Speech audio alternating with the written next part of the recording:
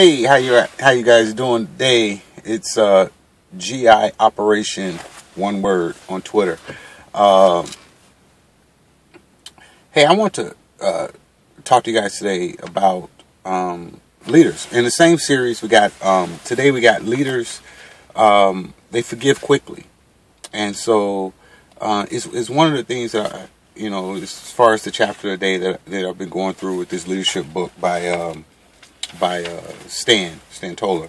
I'll put the link to the description, or to the book in the description rather. But it's kind of it was a great chapter, and you know what, this chapter honestly was kind of like an eye opener to me. But because a lot of the things that previously we talked about, I see a lot of those different things inside me. But this one here, it's a few things I need to work on, and that's what I'm going to do. There's things that I've been working on over the past years, because I've already identified that was something that I definitely need to work on, and maybe you do too. I'm not really sure. I don't know you like that, but if it is, just leave us a comment. Let's talk about it, or reply with a video message. Anyway, the quote he used to start off this chapter was, "He who cannot forgive breaks the bridge over which he himself must pass."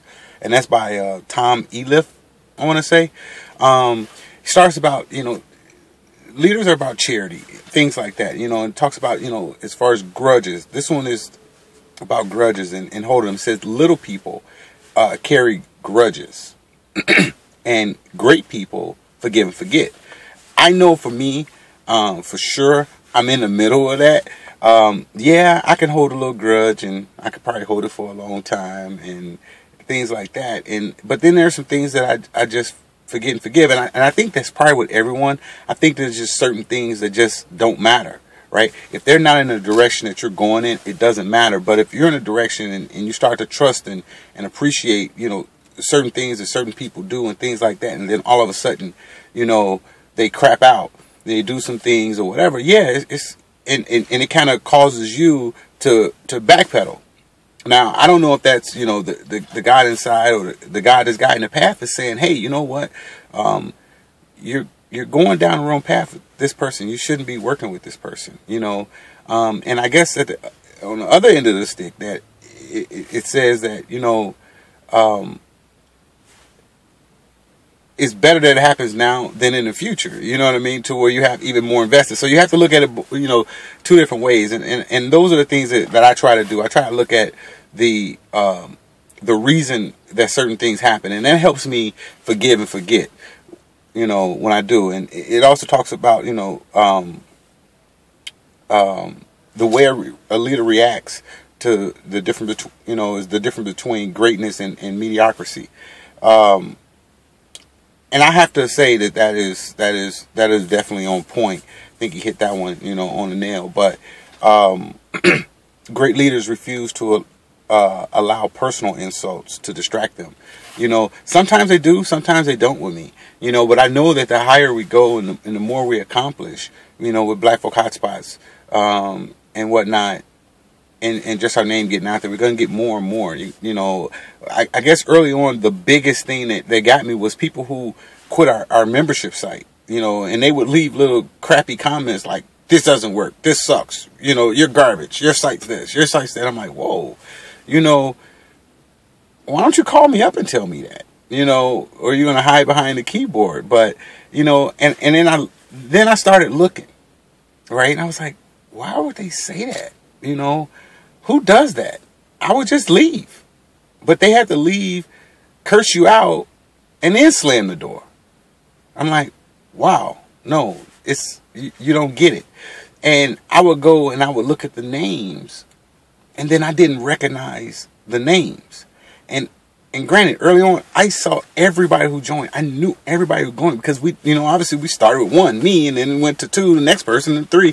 So a lot of things that I saw in the content and different things like that. And I was always like, this person hasn't posted anything. This person hasn't done anything. This person hasn't. These are the people that we typically call the takers. They're not giving anything back to the site. They're just trying to get more recognition for their business, and that's it. They're not interested in networking with other people. They're not interested in helping the site grow, and not knowing that the more you do, the more you help everyone else.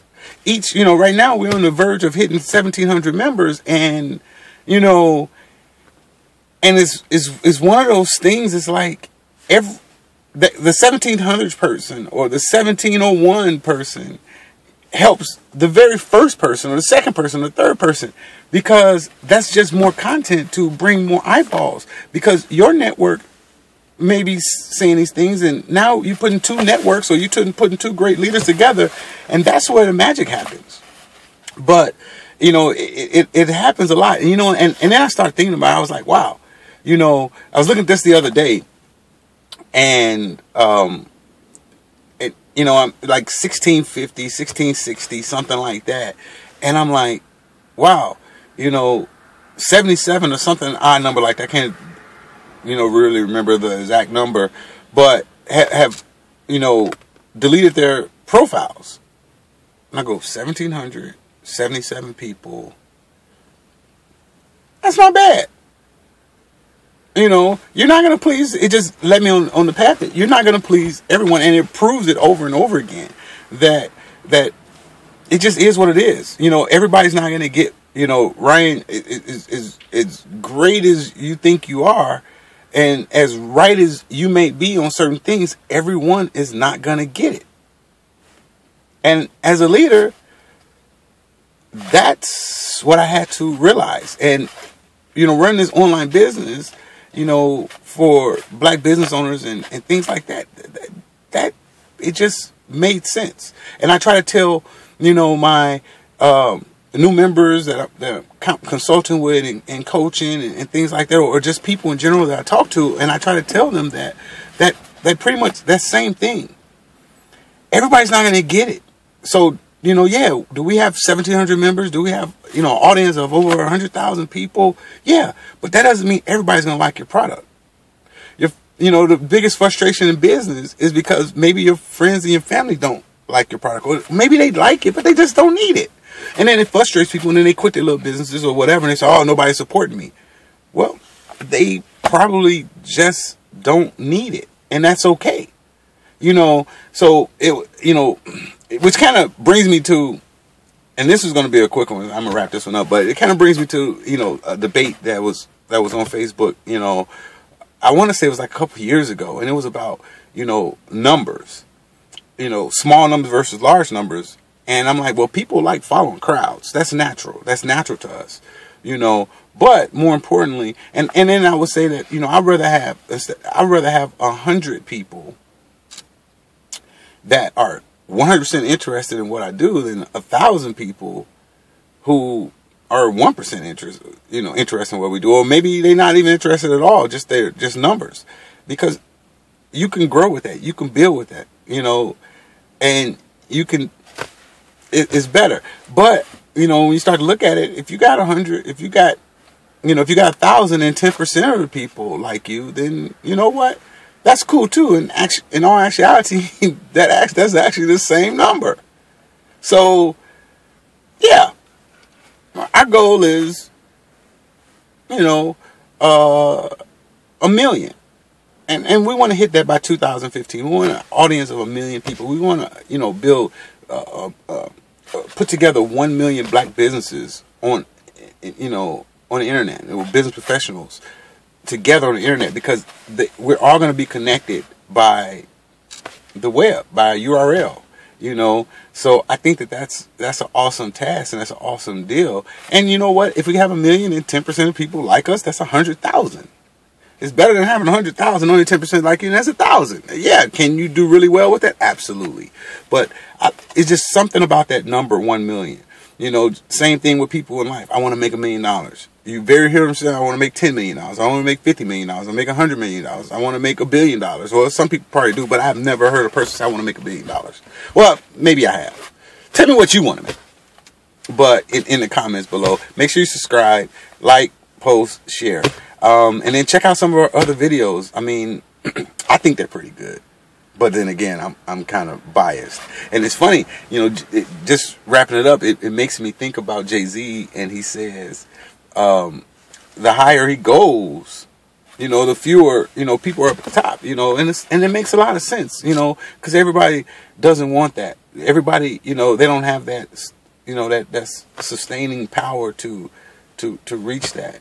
So anyway, make sure you come and tell us about your business, and what we'll do is we'll share with our network and see if we can pick up something for you, and maybe, you know, you can create some partnerships with some people who you may not know, or meet some new people that you can actually network with. Maybe you need their products. You know, you got to think about those things. Anyway, descriptions and, you know, in the links are in the description. Subscribe. Talk to you guys soon. Tell us what you think of this video, either by comments or by video response. We'd love to hear what you got to say. Anyway, talk to you guys soon. If you need to give me a call for whatever reason, I do talk to crowds, and I do public speaking as well. So just let me know, you know, some of the topics that you'd like me to talk about, and we're trying to, or if you're just intrigued about what we do, or what Black Folk Hotspots, you know, or BFHS Network really is, then give me a call, 219-512-9910, or shoot me an email at bfhsnetwork@gmail.com. Talk to you guys soon, and you guys have the rest of a great day. Peace.